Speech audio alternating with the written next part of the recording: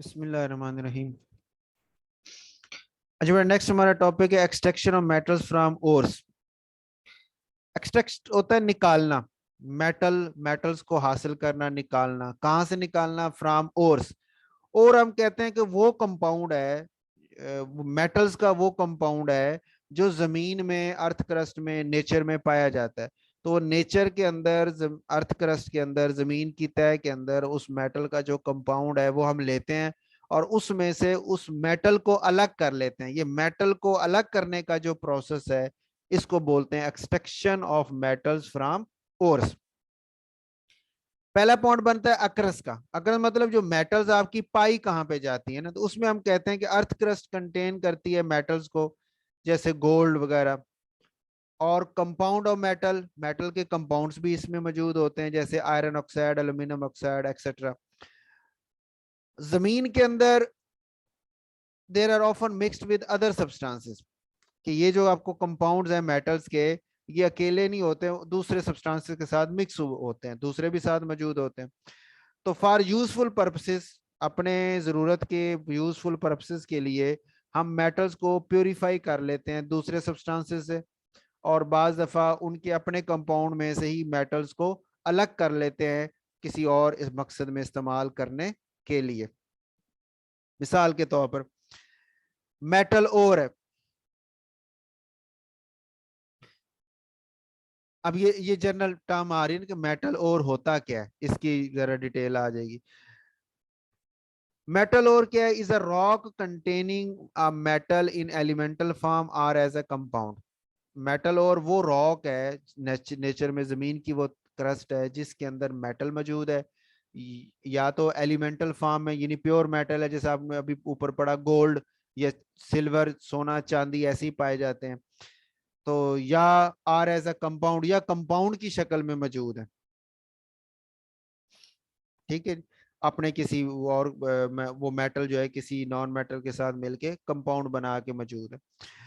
तो रॉक जो शुड है metal compound in high enough concentration. एक तो ये शर्त है उस मेटल और की कि उसमें, उस रॉक की, कि उसके अंदर वो जो मेटल का कंपाउंड है वो काफी ज्यादा तादाद में होना चाहिए, ताकि अगर हम उसमें से मेटल को एक्सट्रैक्ट करने लगे तो हमें कुछ फायदा भी हो। ये ना हो 10 किलो का हम एक रॉक ले और उसमें से एक पाव भी ना निकले मेटल, तो फिर वो हमारे किसी काम का नहीं है।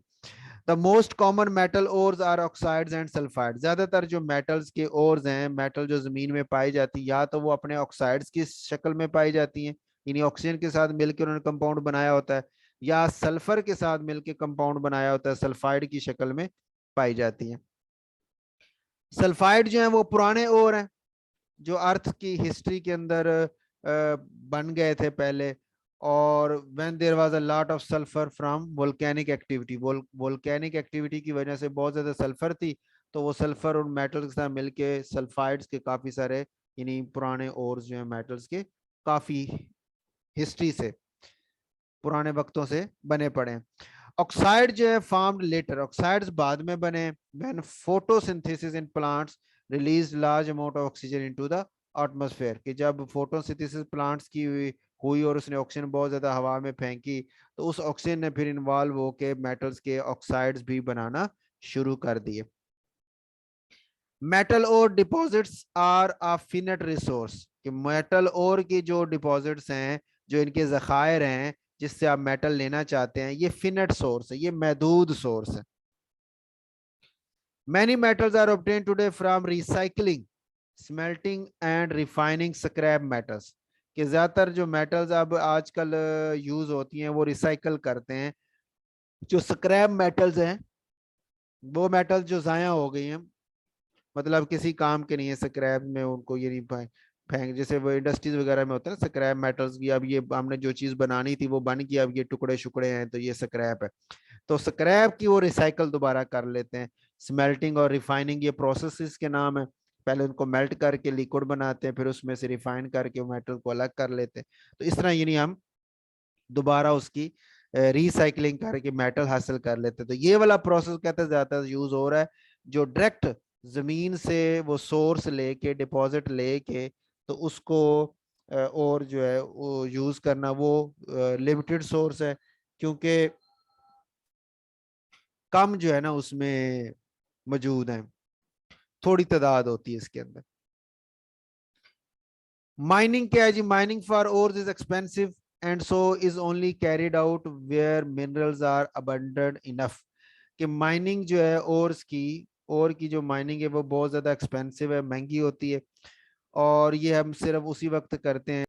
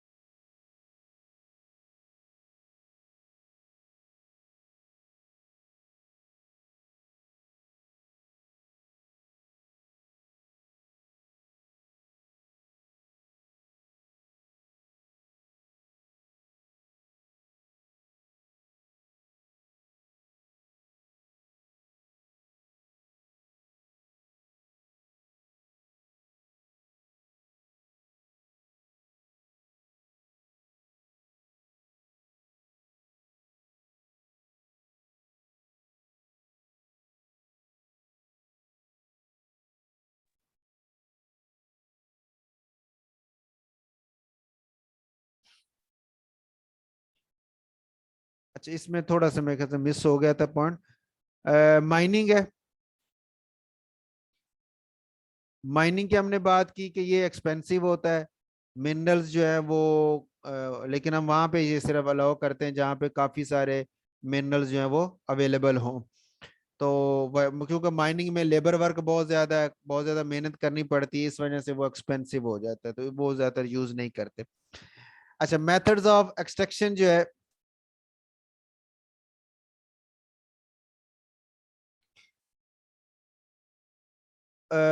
मेथड ऑफ एक्सट्रैक्शन में हमारे पास दो मेथड, एक रिडक्शन का मेथड है और एक इलेक्ट्रोलिसिस का मेथड है।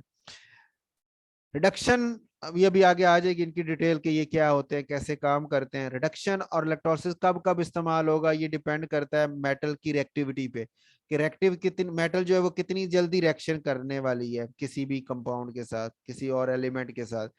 तो जो हाईली रिएक्टिव मेटल्स हैं, बहुत ज्यादा रिएक्टिव होती हैं, उनको इलेक्ट्रोलिसिस से हम अलग करते हैं। जो मॉडुलेटरी रिएक्टिव मेटल्स हैं, ना ज्यादा रिएक्टिव है ना ज्यादा कम रिएक्टिव है, उनको हम रिडक्शन से by using reducing agent like carbon या कार्बन मोनोऑक्साइड जैसे आयरन है उसको कर लेते हैं। और जो लीस्ट रिएक्टिव मेटल्स हैं वो नेचर में पाई ही नेटिव मेटल की शक्ल में जाती है, उनके कंपाउंड्स नहीं पाए जाते। ठीक हो गया? तो उनको फिर हम अगर एक्सट्रैक्शन करने की हमें जरूरत ही नहीं पड़ती। बहरहाल अगर उनके कंपाउंड में से किसी में से एक्सट्रैक्ट करना पड़े, कंपाउंड में से निकालना हो, वैसे तो नेचर में वो कंपाउंड के बगैर ही पाई जाती है, जैसे गोल्ड है, प्लाटिनम है, सिल्वर है। लेकिन अगर आपके पास कोई कंपाउंड उसमें से निकालना हो तो फिर हम उसको कुछ डिफरेंट रिएक्शंस जो है वो इस्तेमाल करके मेटल को अलग कर लेते हैं। ये उसने चार्ट दिया, चार्ट आपने नहीं याद करना। यहाँ पे पॉइंट जो याद करने वाला है ना आपका, वो एक तो ये पॉइंट है कि एक्सट्रैक्शन ऑफ मेटल जो है उसके फ्रॉम और जो इसका मतलब क्या है ना। ठीक होगा? अच्छा, उसमें फिर आपने दूसरा पॉइंट ये याद रखना है यहाँ पे कि मेटल और क्या होता है, किसको कहते हैं, और मेटल्स और किस किस शक्लों में ज्यादातर पाए जाते हैं। ये वाला मेटल और वाला पॉइंट आ गया। माइनिंग वाला पॉइंट आपने करना है। मेथड ऑफ एक्सट्रैक्शन कितने हैं जी? ये दो है, ये ज्यादा इंपॉर्टेंट है। बहरहाल ये भी देख लें नीचे एग्जांपल कि कौन सा इलेक्ट्रोलिसिस से होगा, कौन सा रिडक्शन से होगा। ठीक है, ये भी पॉइंट दे। ये चार्ट सिर्फ आपको समझाने के लिए, याद नहीं आपने करना, ये सिर्फ समझाने के लिए। ये देखें, जो नीचे हैं वो लीस्ट एक्टिव हैं, जो ऊपर हैं वो ज्यादा एक्टिव है, यानी ये मेटल्स हैं। नीचे से आप ऊपर जा रहे हैं तो एक्टिविटी बढ़ती जा रही है, ये ऊपर वाले ज्यादा एक्टिव हैं, ये नीचे वाले कम रेक्टिव हैं। तो जो रेक्टिव मेटल्स हैं उनको हम ये इलेक्ट्रोलिसिस से कर रहे हैं, जो ये लेस रेक्टिव मेटल हैं या मॉडरेटली रेक्टिव हैं उनको हम रिडक्शन से कर रहे हैं, कार्बन के साथ, ये कार्बन मोनोऑक्साइड के साथ। और ये जो लेस रेक्टिव मेटल्स हैं वो ज्यादातर नेटिव मेटल की शक्ल में ही पाए जाते हैं, या उनको हम मुख्तलिफ और रिएक्शंस के साथ एक्सट्रैक्ट कर लेते हैं। रिडक्शन रिएक्शन अब क्या होता है उसकी बात हम करते हैं, कि जो लेस रिएक्टिव मेटल्स हैं उनको हम रिड्यूस कर सकते हैं उनके कंपाउंड में से in aqueous solution bye reactive metal. यानी रिडक्शन का एक तरीका क्या है कि जैसे ये कॉपर है, इसको मैं निकालना चाहता हूँ, कॉपर मेटल हासिल करना चाहता हूँ कॉपर सल्फेट में से, तो उसमें मैंने आयरन ऐड कर दिया। आयरन जो है वो रिएक्टिव था, उसने आके कॉपर को वहां से निकाल दिया और खुद उसकी जगह जुड़ के आयरन सल्फेट बना दिया, कॉपर मेटल अलग होगी, बाहर निकल गई। ठीक हो गई। दूसरी एग्जांपल, ये दो दो एग्जांपलें दी हुई हैं, आप चाहें तो दोनों कर लें, चाहें तो एक एग्जांपल कर लें, ये आपकी आसानी के लिए समझाने के लिए। उर्दू में भी इंग्लिश में भी लिखा है ऊपर वर्डिंग में, और नीचे उसकी वो केमिकल सिंबल की शक्ल में भी लिखा हुआ है। पेपर में जरूरी नहीं है आप ऊपर ये इंग्लिश भी लिखो और ये भी लिखो, आप सिर्फ ये सिंबल लिख लो, वो बहुत है। इससे आपका टाइम भी बचेगा और याद करना भी आपको आसान होगा। तो एक एक एग्जाम्पल कर लें, वो भी बहुत है। तो एक तो ये हो गया रिडक्शन का तरीका, क्या कि आप कंपाउंड को किसी और मेटल के साथ रिएक्शन करवा दें, ठीक है, उस मेटल के कंपाउंड के एक्वस सोल्यूशन को। यह वर्ड था ना, एक्वस सोल्यूशन, आपको याद होगा पीछे हमने बात की थी, किसी साल्ट का पानी में जो सोल्यूशन बनाया हो उसको हम एक्वस सोल्यूशन नाम देते हैं।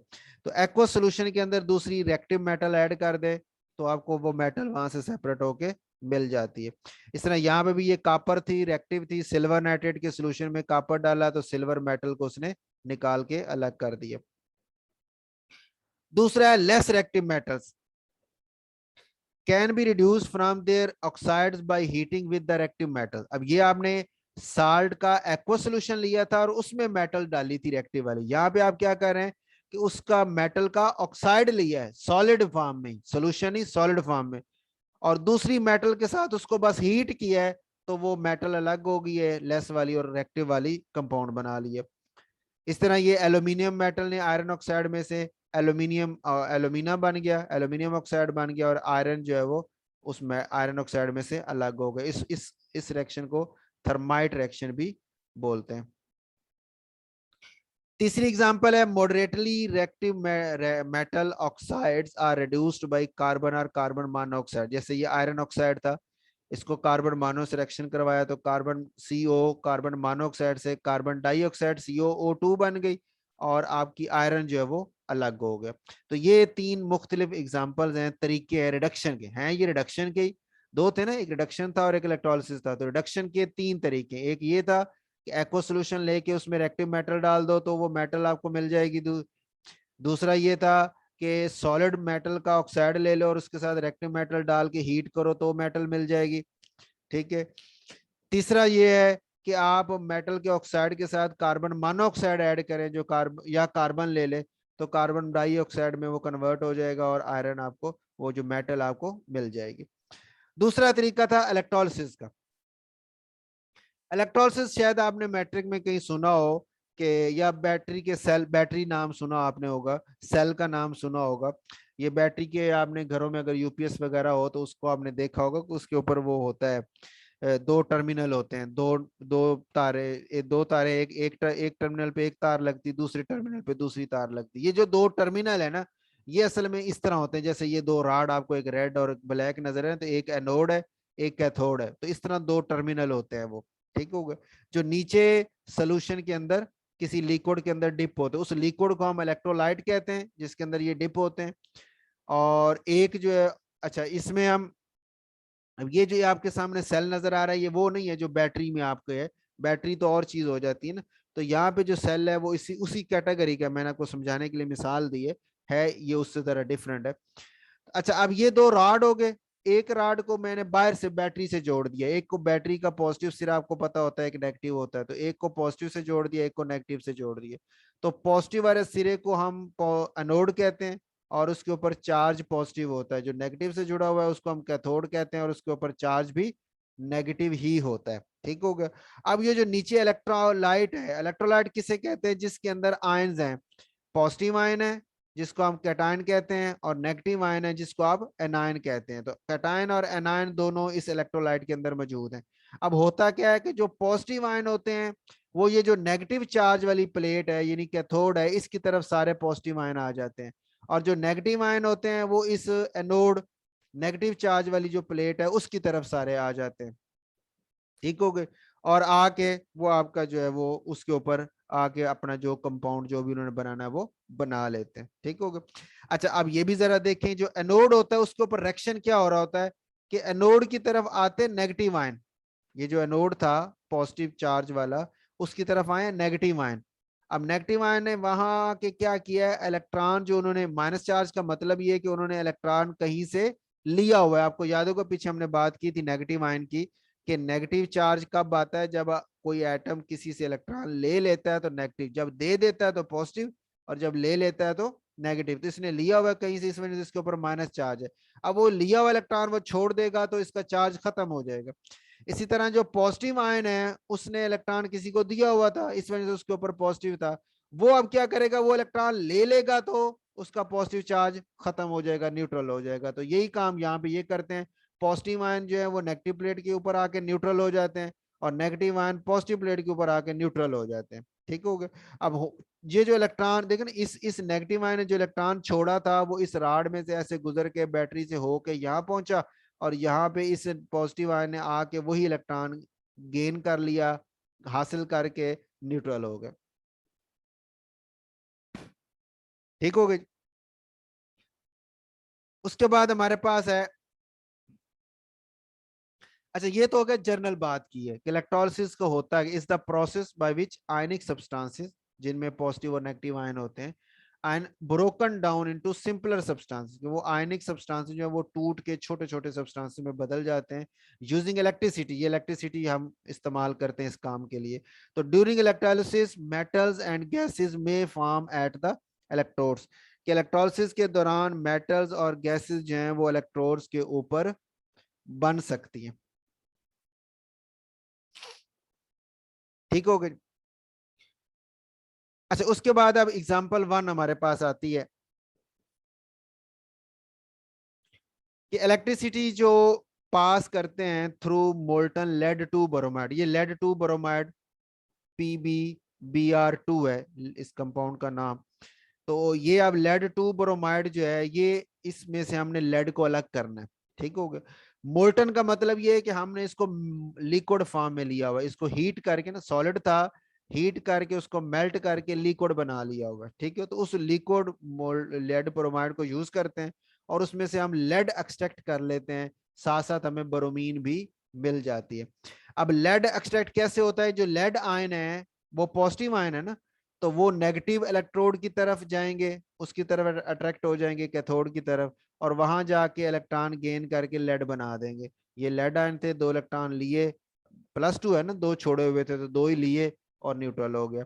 और जो ब्रोमाइड आयन है वो चूंकि नेगेटिव है तो ये पॉजिटिव इलेक्ट्रोड की तरफ जाएंगे, और वहां जाके ब्रोमीन Br2 लिक्विड बना देंगे। ये ब्रोमाइड आयन है, 2 इलेक्ट्रॉन छोड़ने के बाद ये न्यूट्रल होके Br2 बन जाता है। चूंकि उसका फार्मूला Br2 था ब्रोमीन का, तो इसलिए उसको बैलेंस करने के लिए फिर यहाँ पे 2Br भी लिख दिया, ताकि इधर ब्रोमीन के एटम और इधर ब्रोमीन के एटम बराबर हो जाए।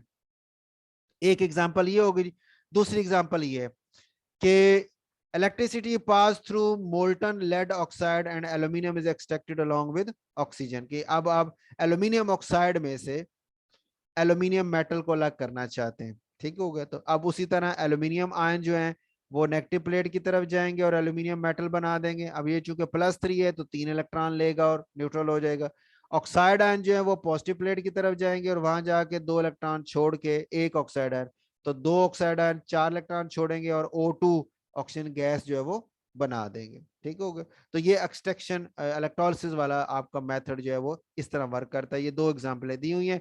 अगर पेपर में वो एक का है तो एक एग्जांपल दे दें, 2 का है तो 2 दे दें, शॉर्ट में या लॉन्ग क्वेश्चन में ये हो सकता है। ठीक हो गया जी। चलें अभी इतने